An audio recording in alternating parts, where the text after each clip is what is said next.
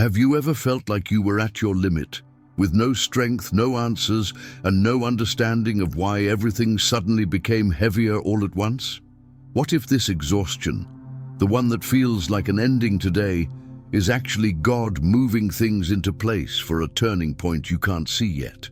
In this video, you will understand how God uses these very moments of deep weariness to close cycles, redirect your path, and reveal what He wants to transform inside you. Maybe you're in that season where nothing flows, where your prayers feel silent, and where you've already asked yourself, has God abandoned me? Or why did everything get so hard right now? Here, you will discover the spiritual signs hidden inside your exhaustion. Signs that show God is not punishing you, He is repositioning you. And when you understand this, the anxiety loses strength, and hope begins to breathe inside you again. If you are tired, confused, overwhelmed, or even thinking about giving up, stay with me until the end. This video may show you that the exhaustion which feels like a burden today is exactly the tool God is using to lead you to the most meaningful turning point of your life. Because when your strength ends, that is when God's direction starts to become clearer. Let's walk through this together. There are moments in life when you feel like you've reached your limit. And it's not just physical tiredness, it's a weariness that cuts through your soul. It's the kind of exhaustion you can't explain to anyone, because it's not just a lack of energy. It's a lack of direction, a lack of answers, a lack of meaning. And it's exactly at this point that God begins to do something you couldn't see before. When even the things that used to work for you stop working, when your emotional strength no longer sustains you, God is showing that it's time to stop depending on what once held you up and start depending on Him for real. The Apostle Paul discovered this when he heard Christ say, "My grace is sufficient for you, for my power is made perfect in weakness." 2 Corinthians 12:9. This is not just a pretty phrase to put on a wall, it's a deep revelation.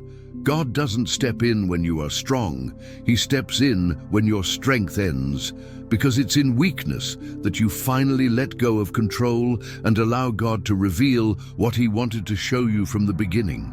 And sometimes God allows exactly that, the end of your strength, to expose things you would never recognize while you were still managing. When you had resources, strategies, crutches, and excuses, you believed you could solve everything. But when all that falls apart, God shows you that dependence on Him is not an invitation, it's a requirement for the new season that is coming. A clear example is Gideon. Before defeating the Midianites, God reduced his army from thousands to just 300 men. Not because God wanted to make the battle harder, but because He wanted Gideon to understand that victory would not come from human strength, but from His hand. God pushed Gideon to his limit to reveal that divine strength only appears fully when human strength ends. When you feel like you can't carry certain things anymore, it may be because God doesn't want you entering your next season supported by old structures.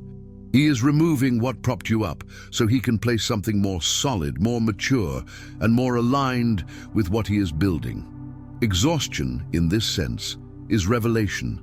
It shows where you are weak, but also where God wants to manifest Himself. There is a difference between being tired and being realigned. Ordinary tiredness goes away with rest. Spiritual exhaustion reveals purpose. When God allows your strength to end, He is not punishing you, He is preparing you.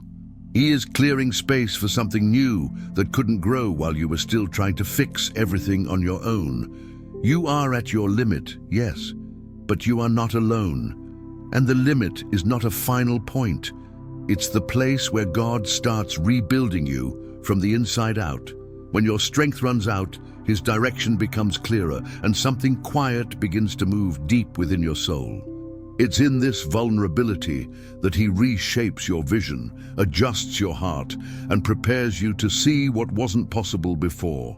Many times, it's on this fragile ground that the deepest changes begin to rise unnoticed. as if God were repositioning everything carefully and invisibly. There are seasons in life where everything that once flowed begins to get stuck. Places that once felt light become heavy. Doors that used to open easily begin to close without explanation. What once made sense simply loses its shine. And when that happens, frustration follows, as if you were being pushed backward. But very often, this discomfort is the quietest and yet the clearest way God signals that a season has ended. Isaiah 43:19 reminds us strongly, "Behold, I am doing a new thing. Now it springs up, do you not perceive it? I will make a way in the wilderness and rivers in the desert." God doesn't close paths to trap you. He closes paths to open new ones, in directions you would never choose on your own. The problem is that when we're tired, we interpret closed doors as rejection, when in reality, they are protection and redirection. A biblical example of this is Abraham. He lived in Ur, surrounded by stability, culture, and security. Everything there worked for him. But God closed the cycle in that place and called him to a land he didn't even know. Abraham had to accept that the path that once felt comfortable would no longer lead him to what God was preparing. Sometimes God does the same with us. He makes you tired of where you are, not because that place is bad, but because it no longer aligns with the purpose he is forming.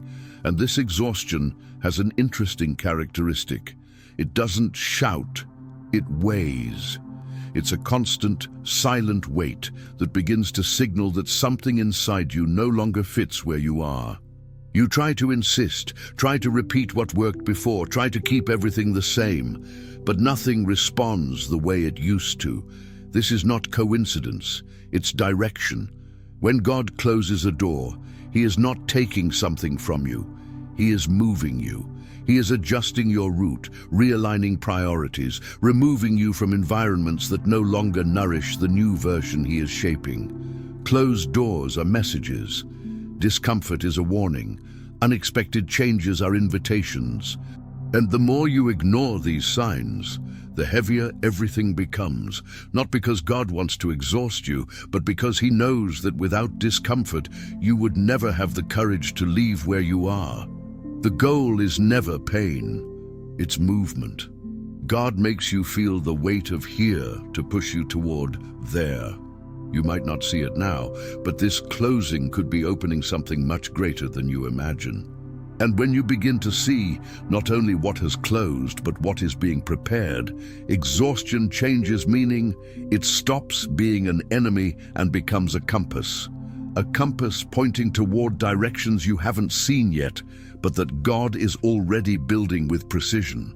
There are moments when exhaustion doesn't come from external circumstances, but from something inside you that has been asking for attention for a long time. It's as if your heart starts speaking louder than your routine, louder than your commitments, louder than the distractions you've used to keep going. And when that happens, you begin to notice internal cracks that were hidden, not because they appeared now, but because you finally became sensitive enough to see them. Lamentations 3:40 says, "Let us examine our ways and return to the Lord." This is God's invitation to look inward, to stop running from what hurts, to face the signs you pushed under the rug. And exhaustion, as uncomfortable as it is, has this role. It breaks the fast pace that kept you distracted and exposes areas you've ignored for far too long. A clear example of this is Elijah. After great spiritual victories, he fell into a deep emotional collapse. He fled, isolated himself, hid away. But God didn't condemn him for that. God used that breaking point to reveal what Elijah had ignored. He was carrying too much, for too long, all by himself. In the silence of the wilderness, Elijah discovered truths about himself he would never have seen while he was strong, busy, and running on autopilot. Exhaustion does the same with us. It exposes patterns that keep repeating, emotional escapes you normalized, relationships that drain you, habits that wound you, motivations that aren't healthy, and that you preferred not to face before. When the mind is tired, it can no longer maintain the facades. What is real finally begins to surface, and this exposure isn't meant to shame you. It's meant to free you, because everything you avoid looking at ends up controlling you. But everything you have the courage to face with God by your side becomes the starting point of transformation.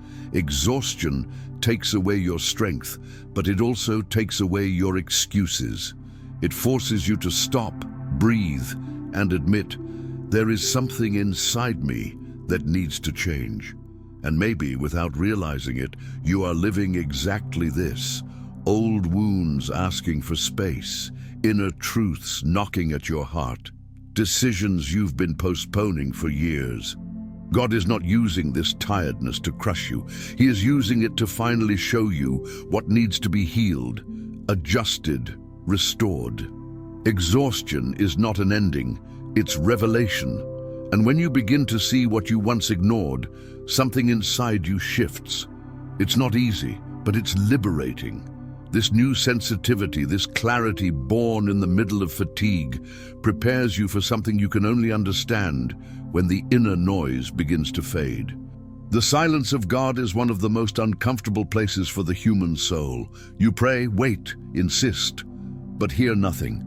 And in that absence of answers, it feels like heaven is closed. But in reality, silence is not rejection, it's preparation. It's as if God were removing the excess noise so you can finally perceive what He's been trying to say all along. Psalm 46:10 declares, "Be still and know that I am God." That be still is not just for the body, it's for the tired mind, the anxious heart, the soul that keeps trying to fix everything alone. God uses silence not to push you away, but to sharpen your spiritual sensitivity, to help you hear what you couldn't hear while trying to control every detail of your life. A perfect example of this is young Samuel. He heard a voice he couldn't identify. It was God calling him, but Samuel didn't recognize it because he had never experienced silence in that way before. Only after being taught to say, "Speak, Lord, for your servant is listening," did he learn to distinguish the sacred from the noise. Silence does that. It trains the heart to recognize God's voice when it finally reveals itself. When you are exhausted, the inner noise naturally decreases. Human certainty weakens, defenses lower, distractions lose strength. And suddenly, things you couldn't perceive before become clearer. Silence isn't emptiness. It's a space where God shapes your perception, adjusts your focus, corrects your path, and strengthens your faith. And perhaps, without noticing, you are in this very stage. You ask for answers, but silence persists. And it's not because God is distant, it's because He is preparing you to hear something that can only be revealed when the soul becomes still. Silence creates maturity. It creates depth. It creates discernment. It helps you realize that not every absence is abandonment. Some absences are disguised revelations. And this forced quietness does not weaken you. It repositions you. Because it is in silence that God realigns your priorities, strengthens your identity, and reminds you that He is still in control, even when you don't understand anything at all. Sometimes a quiet heaven is the greatest sign that God is closer than ever. If this silence has been speaking to you in any way, just stay. Stay sensitive, stay open, stay attentive. There are directions that only arrive when the soul learns to listen without rushing. If this is speaking to you right now, stay with us. Something deep is coming next. There is a kind of exhaustion that doesn't come from what you do, but from what you carry. They are silent weights. Responsibilities you took on without noticing, expectations that piled onto your shoulders, and habits that slowly drain your energy. And the most dangerous part is that over time, you get used to this weight. It becomes part of your routine, part of your identity, part of the way you live, until your body and soul begin to signal that something is no longer healthy. This is where Hebrews 12:1 becomes real in a powerful way. Therefore, since we are surrounded by such a great cloud of witnesses, let us lay aside every weight and the sin that so easily entangles us. and let us run with perseverance the race set before us. This verse reveals something profound. Before you run, before you advance, before you fulfill your purpose, there is a step no one likes to take: letting go of the weight. God doesn't ask you to run faster. He asks you to run lighter. A clear example of this is Moses. He tried to judge the entire people alone, absorbing every decision, every conflict, every burden, until his father-in-law Jethro confronted him and showed how Moses was destroying himself inside by carrying what God had never asked him to carry. His exhaustion wasn't failure. It was a sign that there were burdens that needed to be cut off, shared, or adjusted. Exhaustion does the same with us. It reveals which relationships drain you more than they give back, which commitments no longer belong to your current season, which patterns you've kept out of fear, habit, or guilt. When God wants to lead you into a meaningful turning point, He begins by exposing the invisible weights you normalized, but that are preventing you from moving forward. And this revelation isn't meant to hurt you. It's meant to free you. Just as a tree is pruned, not because it is weak, but because it is ready to bear more fruit, God uses weariness to prune areas that are absorbing too much energy and producing too little fruit. He removes the excess so the essential can flourish. Perhaps you are in that phase right now, feeling that some things have become too heavy, that some cycles have lost their meaning, that certain responsibilities consume more than they nourish. This is not a coincidence. It is God saying, you don't need to carry this anymore. And when you begin to release what weighs you down, something inside you breathes again. The mind clears, the heart steadies, the soul slows down. And this newfound lightness is not just relief, it is preparation. Because God never asks you to let go of something without being ready to place something better, more aligned, and healthier in your hands. Pruning always comes before growth. There is a kind of weariness that doesn't just drain, it reveals. It reorganizes your priorities without asking permission, quietly dismantles illusions, and brings forward a question you've avoided for too long. What truly matters now? Exhaustion has the power to shift what you value, redefine what once felt urgent, and show you that some things were never as essential as you thought.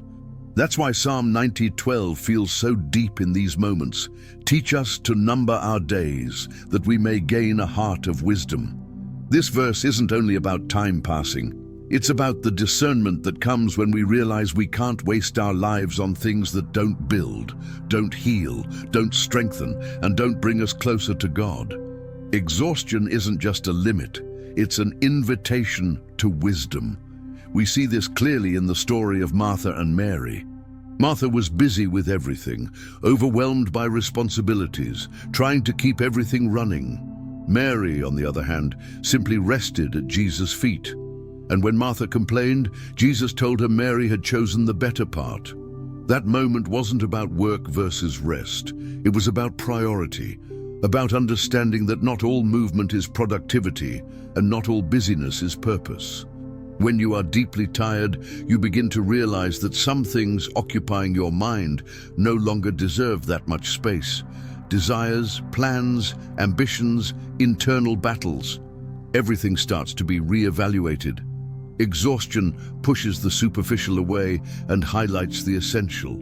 Suddenly you see that some battles aren't worth your energy, some expectations were never yours, and what God truly wants to build in you is simpler, purer, and lighter. And often, that clarity only appears when you reach your limit, when your strength ends, when distraction weakens, when your pace slows.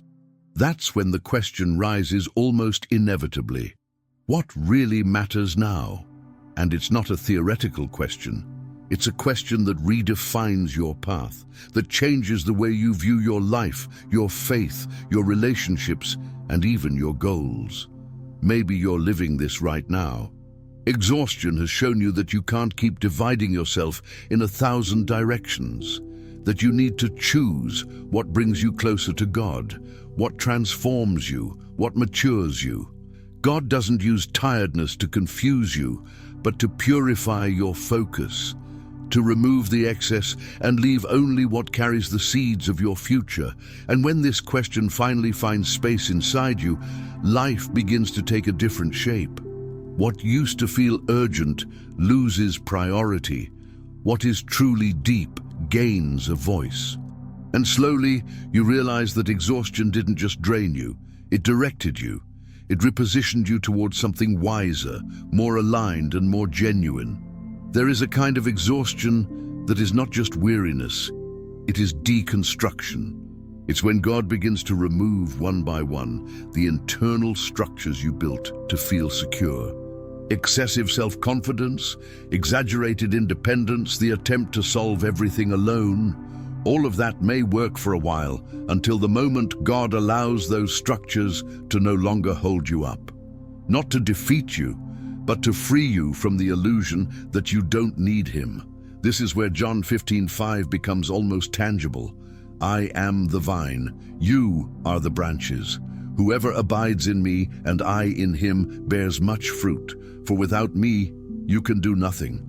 Jesus isn't belittling you when He says, without me you can do nothing. He is revealing that true strength, true stability, and true direction only exist when you are connected to Him. Exhaustion is often the moment when this truth stops being a verse and becomes reality. Peter's story illustrates this in a profound way. He was impulsive, decisive, overly confident in his own strength. Until on the very night he swore he would die for Jesus, he denied Him 3 times. It was painful, but necessary. Not to destroy Peter, but to break the self-sufficiency that kept him from becoming the man God had planned. After that fall, Peter wasn't weaker. He was more dependent, more sensitive, more prepared to lead. Self-sufficiency creates a false sense of stability. You believe you can carry everything, plan everything, fix everything. But when God wants to take you higher, He dismantles that inner structure, and that dismantling hurts. It's uncomfortable to admit you can't do it alone. It's difficult to recognize that your resources, your strength, and your strategies are not enough to take you into the season ahead. But that is exactly where dependence is born, not as weakness, but as maturity. Because dependence on God does not shrink you, it aligns you. It makes you walk with less anxiety, make decisions with more clarity, and face challenges with more confidence, because you're no longer placing your weight on yourself, but on Christ. Maybe you are living this breaking right now.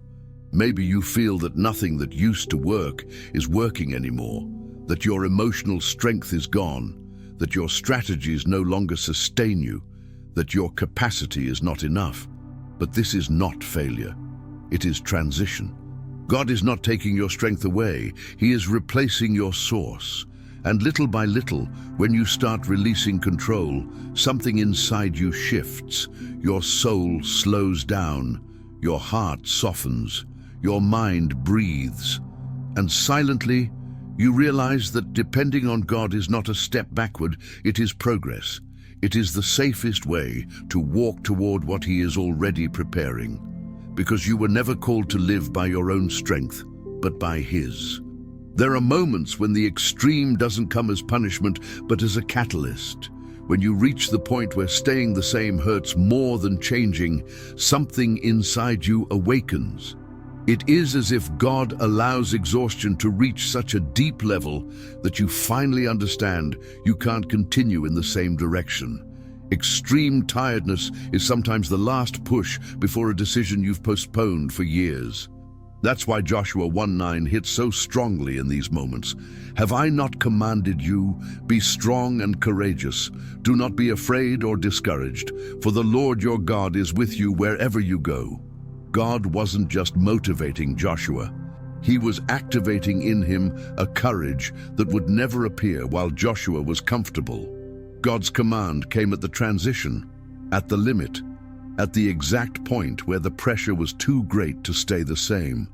We see this clearly in the story of the prodigal son. He only chose to go back home when he reached the extreme. As long as things were manageable, he stayed far away, distracted, wandering, sustained by poor choices.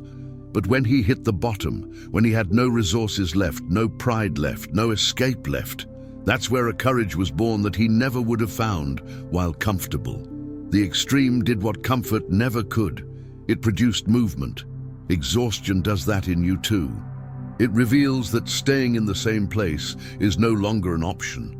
It confronts decisions you keep pushing to tomorrow, changes the way you see your life, and exposes cycles that must be broken. Sometimes God allows you to feel the pain of the limit, not to destroy you, but to push you into a change you would never make with words alone. And this push isn't cruelty, it's care.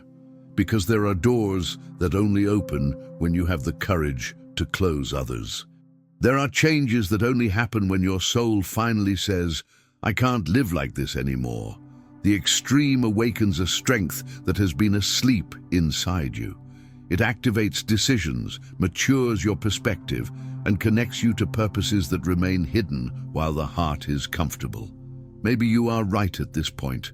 Tired of trying to hold together what no longer works, tired of repeating patterns that weaken you, tired of building on structures that can't support your life anymore. And even though it feels heavy, this may be the beginning of the greatest turning point of your story, because the extreme doesn't just pressure you, it awakens you. And when that courage finally begins to rise, something inside you realigns. You stop surviving and start moving. You stop clinging to the old and begin seeing the new. And in that movement, God meets you, strengthens you, and leads you into decisions that will transform not only your season, but your identity. If this is awakening something inside you, share one word in the comments that describes this moment in your heart.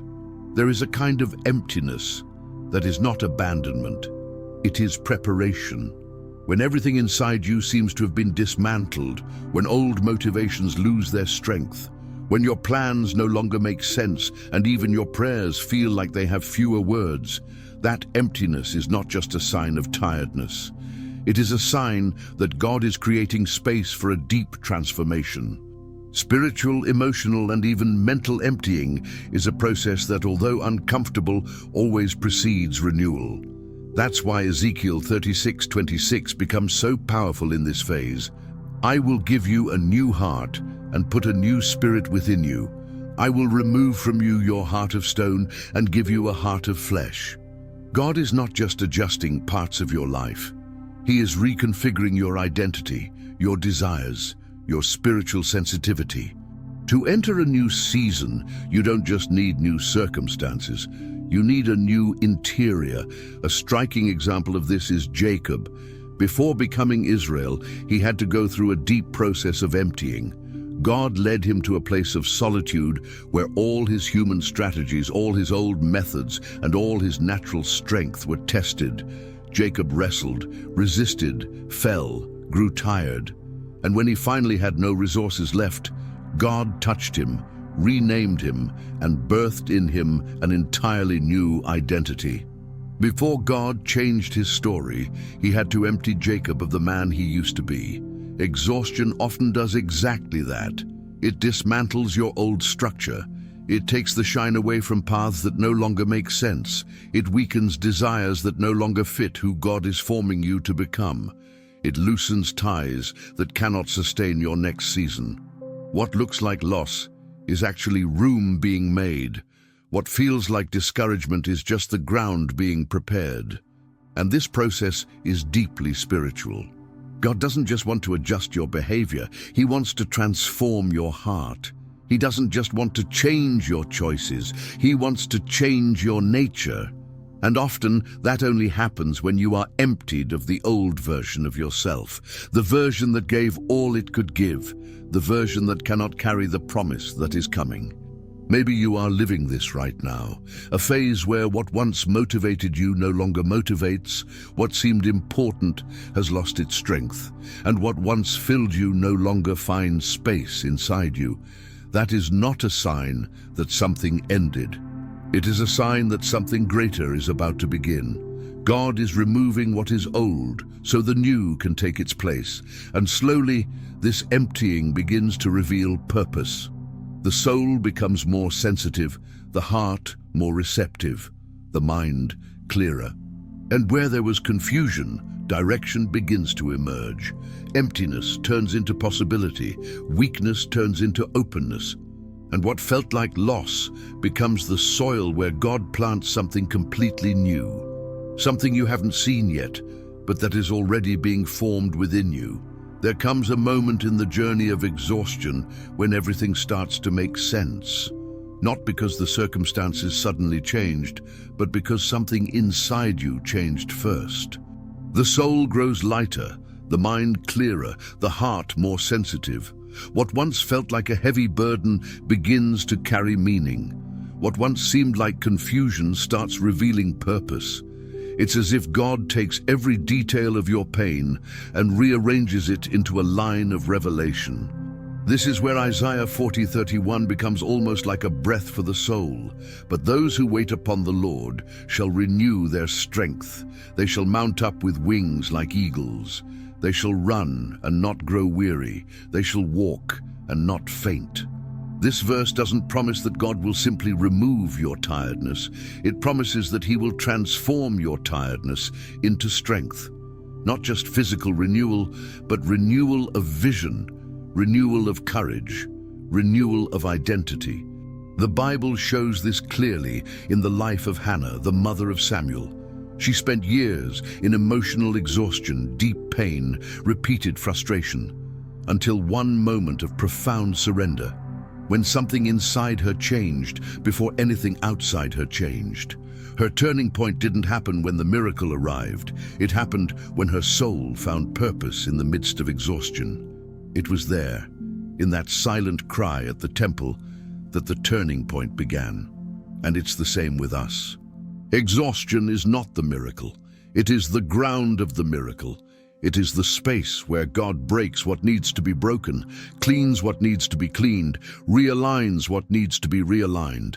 When you reach the point where you realize you can't continue alone, not because you failed, but because you matured, that is when God begins rebuilding everything from the inside out. It is in this state that you realize surrender is not defeat. It is transition. That stopping your insistence on dead paths is not giving up. It is wisdom. That releasing control is not losing. It is finally gaining direction. When you release the old, the new finds space. When you release what weighs you down, God places what sustains you. When you release what hurts, He reveals what heals. Maybe you are standing right at this threshold, between the end of something and the beginning of something else, between the pain that shaped you and the hope that is being born, between the exhaustion that emptied you and the purpose that is approaching. And even if you can't see it yet, the turning point has already begun inside you, silent, deep, and real. And little by little, this inner renewal begins to reflect outward. You start noticing clarity in your decisions, doors realigning, relationships finding their place, opportunities appearing with ease. When the heart finds purpose, the steps find direction. And when exhaustion meets God, the turning point stops being theory and becomes experience. After walking through each stage of this journey, maybe now you can see something that once felt blurry. Your exhaustion was not an accident, not a punishment, not a personal failure. It was a point of revelation, a silent calling, a bridge between what you've been through and what God is about to build. You were not broken for nothing. You were being prepared. When your strength runs out, when you've tried everything, when the answers don't come the way you expected, that is exactly when God begins to realign your life from the inside. It's not about fixing everything at once. It's about transforming the way you see, feel, respond, and decide. The turning point always starts invisible before it ever becomes visible. Maybe now you can see something important. Every deep exhaustion had a purpose. When God closed paths, He was redirecting you. When he went silent, he was sharpening your sensitivity. When he exposed what you didn't want to face, he was healing old roots. When he allowed you to reach the extreme, he was awakening courage. And when he emptied you, he was preparing a heart capable of receiving something completely new. That means nothing you went through was wasted.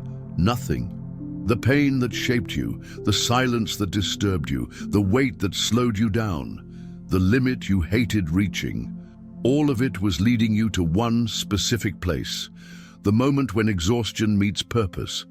And let me ask you something now.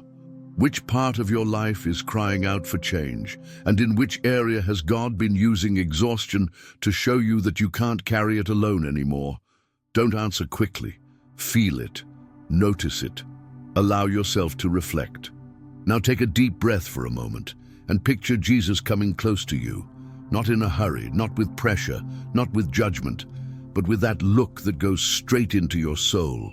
Imagine him stretching out his hand, not to demand something from you, but to receive what has become too heavy, to take what has gone beyond your capacity, to carry what has been pressing on your chest for months or even years. This is your symbolic act, choosing one single area of your life, just one, where you feel exhausted, and picturing yourself placing that area into the hands of Christ. Not to escape responsibility, but to step into a new kind of dependence. Not to give up, but to allow him to lead. Not to become weaker, but to be repositioned. Feel that surrender happening. Feel the lightness entering. Feel the silence of God turning into presence. Feel exhaustion, maybe for the first time in a long time, becoming fertile ground for a turning point. Because this is exactly what God does. He turns tiredness into clarity, pain into direction, limits into renewal, emptiness into beginnings. The turning point is not just an event, it's an inner revelation, and maybe, without even noticing, it has already started inside you. And if this message has spoken to your heart, if it brought understanding, peace, or even that quiet relief that only the Holy Spirit can produce, then stay with me. Subscribe to the channel, keep walking with us, and allow these reflections to daily strengthen your faith, your mind, and your journey. The voice of God finds unexpected ways to reach you, and this channel is one of them. You are not lost, you are not late, you are not broken without purpose. You are being prepared. And the exhaustion you feel today is about to become the turning point you've been waiting for. Christ is guiding every step, and you are closer to that turning point than you think.